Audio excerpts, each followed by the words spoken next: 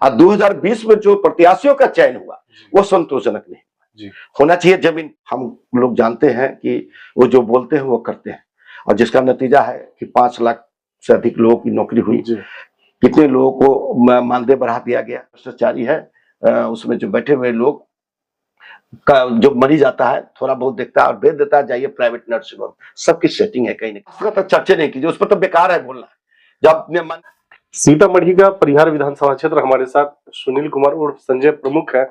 इनकी प्रसिद्धि संजय प्रमुख से ही है। 2001 में जब ये समिति बने, उसके बाद प्रमुख की कुर्सी पर जब बैठे, तब से आज तक विभिन्न पदों पे होते हुए आज जिला परिषद भी है, लेकिन आज भी लोग इनको संजय प्रमुख के नाम से जानते हैं। अंदाजा इस बात से लगाया जा सकता है कि जिस आदमी की उपलब्धि उसके पद से जुड़ जाता हो, उस आदमी का योगदान समाज में क्या होगा। आरजेडी के डिवोटी वर्कर है, राज्य परिषद के सदस्य है और परिहार विधानसभा के प्रबल दावेदार है। निश्चित तौर पे 2020 में जो आरजेडी की स्थिति हुई, कहीं ना कहीं ऐसे लोगों का चुनाव हुआ जो पार्टी के लायक नहीं थे या जनाधार नहीं था, और पार्टी ने जो गलतियां की 2020 में, वही कारण है कि जो सपना था आरजेडी का, वो मुख्यमंत्री बनने का, तेजस्वी यादव को शायद नहीं हो पाए।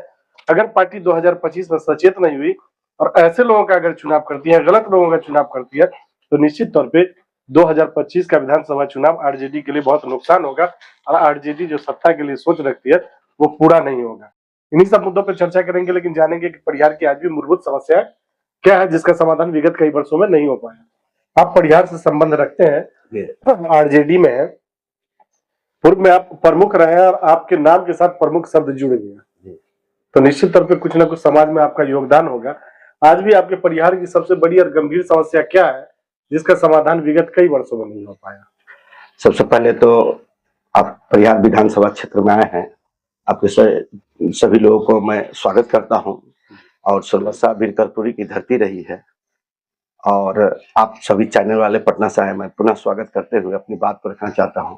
अब मैंने बताया कि 2001 में मैं संजय प्रमुख करके ही जाने जा रहा हूं। मैं 2001 में प्रमुख बना पंचायत समिति से, 2 बार पैक्स अध्यक्ष रहा निर्विरोध, और लगातार 2 बार से जिला परिषद हूँ अभी। माता जी भी पंचायत समिति सदस्य रही है। सामाजिक छवि मेरी साफ सुथरा रहा है। मैं जब से 2001 में मैं जब प्रमुख बना, तब से मैं लोगों के बीच अपनी पूरी ईमानदारी और कर्मठता के साथ लगा रहा।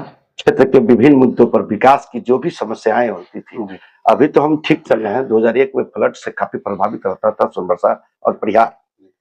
अधमारा समूह की तमाम नदियां के कारण पुल ब्रिज नहीं था, रास्ता नहीं था, आवागमन नहीं था, लोग काफी त्राहिमाम होते थे।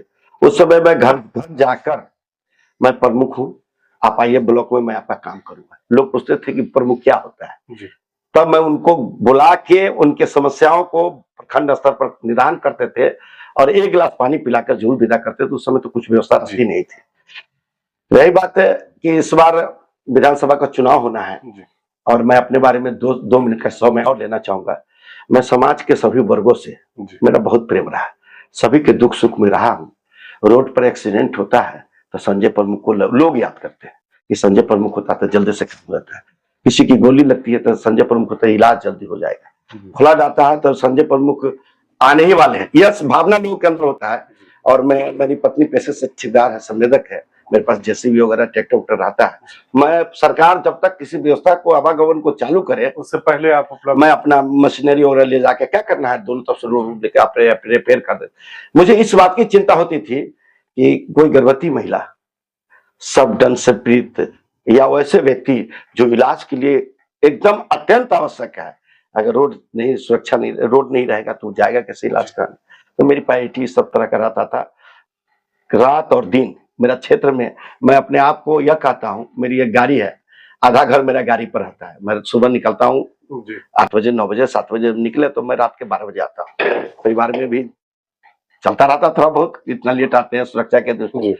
तो मेरा साफ शब्द में कहना है कि मैं नेता बना तो मैंने अपने परिवार वालों को कह दिया कि हमारे 2 बाप, 2 माँ, 2 परिवार, एक आप और एक क्षेत्र का, जहाँ से मैं जीत के आया हूँ, जिससे मेरा नाम हुआ है, जहाँ से मैं अपने आप को कामयाब महसूस किया हूँ, उस पद्धति को मैं लेकर आज तक मैं चलता आया हूँ, जिसका नतीजा 2001 से 2025 तक किसी भी चुनाव में डिफीट नहीं किया। मैं हमेशा जीतता आया हूँ। विरोधियों का भी अपना रहता है, हराओ हटाओ, मुखर हैं जी लगता है। लेकिन ईश्वर की कृपा और उन तमाम गरीब आबला जो मजदूर किसान जो सबसे निचले पौधान पर जी बैठा हुआ जिसको कोई नहीं सुनता उसको मैं जाकर मिलता हूँ, भैया प्रणाम, ये कोई कष्ट नहीं ना है, ना बुआ ये कष्ट है। अगर मैं घर के बाहर जोर से बोलूं तो महिला बोलती है लग जी संजय प्रमुख साहब आए। यह मेरी उपलब्धि है, मैं उन सबको प्रणाम करता हूँ, मतदाताओं को प्रणाम करता हूँ, उन अभिभावकों को प्रणाम करता हूँ, गरीब जनताओं को प्रणाम करता हूँ जो मेरे बारे में ऐसा सोचते हैं। आज भी आपके परिहार में जो सबसे गंभीर समस्या है वो जल संकट की। पेयजल के लिए तराहीमाम है। नीतीश कुमार का जल नल योजना था, शायद धरातल पे नहीं है। क्या मानते हैं आप? मेरा कहना है कि अब तो नीतीश जी के नाम बोले हैं तो मेरे आदरणीय है, माननीय मुख्यमंत्री जी हैं, प्रथम नागरिक है और एनडीए के साथ वो जिस तरह गोद में बैठ गए हैं, उनको सूझे बूझ नहीं है कि हमको जमीन पर क्या करना चाहिए, जमीन पर नहीं करना चाहिए, जनहित में क्या है। जिन लोगों के वोट से ये मुख्यमंत्री बने ये सारा भूल चुके हैं। अधवारा समूह की नदियां, समरसा जो सोने की चिड़िया कहा जाता था, परिहार में किसान अपनी उपज से अपनी बहू बेटी के लेकर बच्चे तक का पढ़ाई कराते थे।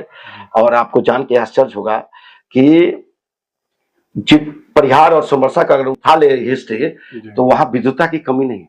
बच्चों ने काफी मेहनत किया, बच्चों के अंदर ऊर्जा है और वह किसान वह बच्चा देखता है मेरे माता पिता जमीन पर काम करते हैं, उससे पढ़ाते हैं, वह किसान आज के डेट में व्याकुल है, न उसकी सिंचाई की व्यवस्था मिल रही। और आपने बताया है पेयजल का, यह तो हम लोग इंडो नेपाल पर बसे हुए बॉर्डर पर है।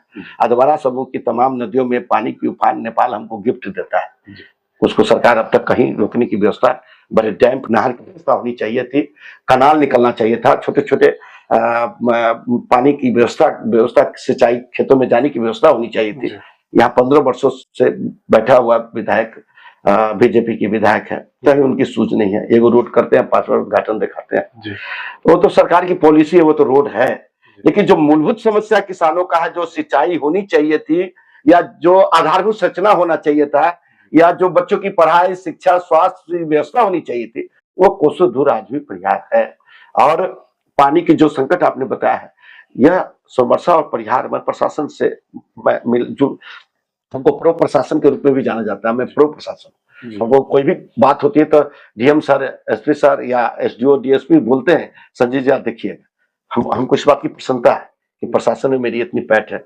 मैं संवेदक से भी लड़ झगड़ करके जितने पीएचडी के जितने जेई हैं या एसडीओ हैं, एग्जीक्यूटिव इंजीनियर है और डीडीसी सर हमारे जो जिला परिषद हमारे डीडीसी हैं, डीएम सर से भी मैंने स्पष्ट मैसेज करके सबको करा है। लेकिन जो व्यापक व्यवस्था में जो घर जल नल चालू होना चाहिए था वो भारी भ्रष्टाचारी रहा।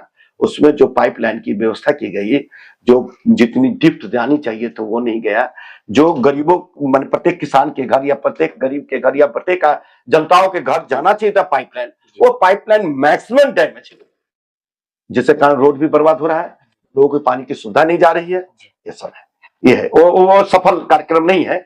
और आज के परिवेश में हम सरकार से मांग करते हैं आपके चैनल के माध्यम से कि अविलंब जितनी जल्दी हो सके कि पेयजल की हेतु की जो व्यवस्था है चापाकल वो तारे पंप ही दे, उसकी व्यवस्था अविलंब कराए। स्वास्थ्य और शिक्षा की क्या स्थिति है आपके परिहार में? पर स्वास्थ्य और शिक्षा तो हमने बताया है कि स्कूलें तो बन गई, बढ़िया बढ़िया एंटी पेंटी भी हुई, उसमें भारी लूट खसोट भी है, हम उसमें जाना भी नहीं चाहते हैं और मैं टीका टिप्पणी में बहुत विश्वास नहीं करता हूँ। लेकिन जो जो जो बता रहे हैं किसान को बच्चे को पढ़ाने के लिए पैसा चाहिए तो कहीं न कहीं आमद चाहिए, वो आमद तो मिल नहीं रही है, मिलना था किस खेत से वो मिल नहीं पा रहा है। लेकिन जैसे तैसे जो सरकारी स्कूलों में बच्चों को भेजा जा रहा है वहां पढ़ाई की व्यवस्था जो संतोषजनक होनी चाहिए वो नहीं। स्वास्थ्य का तो चर्चा नहीं कीजिए, उस पर तो बेकार है बोलना।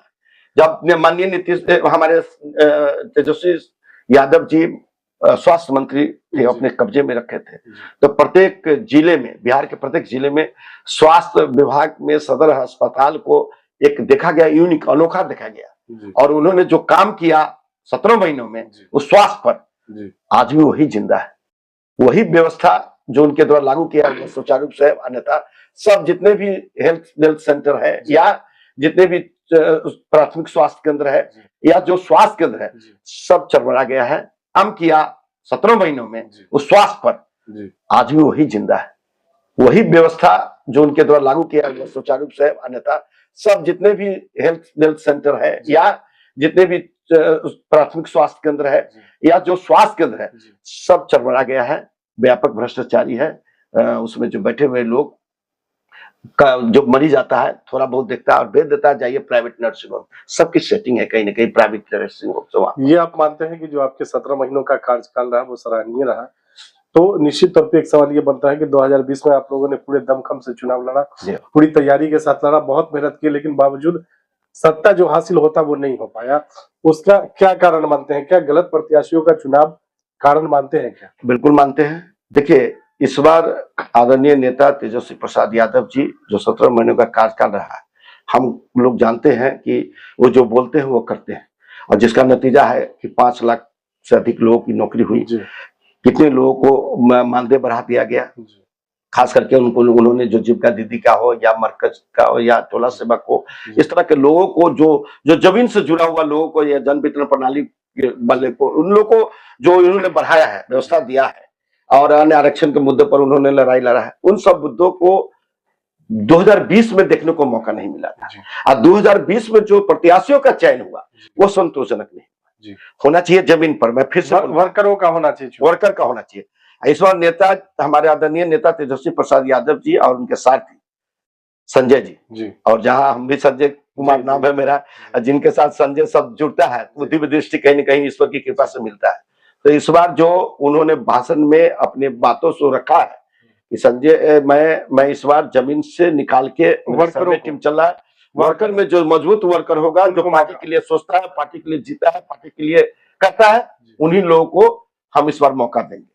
और 17 महीनों का कार्यकाल का इस बार हम लोग उदाहरण बना के चल रहे हैं। और हमारे नेता ने जो घोषणा किया है कि 200 यूनिट बिजली फ्री करेंगे, माँ बहन योजना पर 2500 रुपया देंगे, और जितने भी पेंशन है, समाज सुरक्षा पेंशन, मीराबाई पेंशन, विकलांग पेंशन, समाज सुरक्षा पेंशन, इन सब पेंशनों में हम 400 जगह 1500 रुपया देंगे।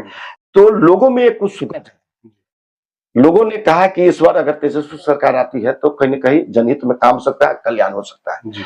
तो इस बार हम लोग लड़ाई में हैं, और हमने इसी नेता जी के द्वारा जो मंच पर भाषण के दौरान कहा गया कि मैं वर्कर खोज के लाऊंगा, मैं अभी भी बता रहा हूं आपको एक चीज जान के जाए, मैं 2001 से 2025 तक राष्ट्रीय जनता दल का वरिष्ठ वर्कर रहा हूं, और सारा चुनाव का मुख्य मुद्दा हम लोग संभालते हैं। जैसा अभी हाल फिलहाल कर्पूरी पुण्यतिथि मनाया गया है सोनवर्षा में, और जो स्टेज बना हम समझते पूरे बिहार में कभी नहीं बना होगा। 108/24 बनाने वाला मैं, फील्ड को डेकोरेशन कराया, पूरे फील्ड को जुटाया। मेरा एक ड्राइविंग ट्रेनिंग स्कूल है, आप एक वीडियो कहीं देखे हुए तो हम 5000 लोग को जुटा के वहां से ले गए थे, बाकी सब जगह से लोग आए थे। तो लोग में इस पहले हमको बहुत मेहनत करना पड़ता था 20 से पहले, लेकिन इस वर्ष मेहनत कम करना पड़ता, लोग को बताना पड़ता कि चलना है। लोग एक तब से महिला और पुरुष एग्रेसिव होते हैं, एग्रेसिव हो गया जाने के लिए। आखिरी सवाल आपसे संक्षेप में जानेंगे कि आप इस बार आपकी प्रबल दावेदारी है, या आपकी नहीं, आम लोगों की डिमांड है कि संजय प्रमुख को एक मौका मिलना चाहिए। जब वो प्रमुख रहे या फिर जिला परिषद रहे तो लोगों के बीच जो काम किए, बढ़ चढ़ के काम किए, अपना आर्थिक नुकसान सह के लोगों के बीच काम किए, अगर उनको प्रमुख बनाया जाएगा तो यहाँ की मूलभूत समस्या का समाधान होगा। तो आपकी यहाँ से दावेदारी है। सीधा सवाल मेरा ये है, पार्टी आपको सिंबल देती है और जनता मौका देके परिहार के आपको विधायक बनाती है, तो चुनाव जीतने के बाद आपकी पहली प्राथमिकता क्या?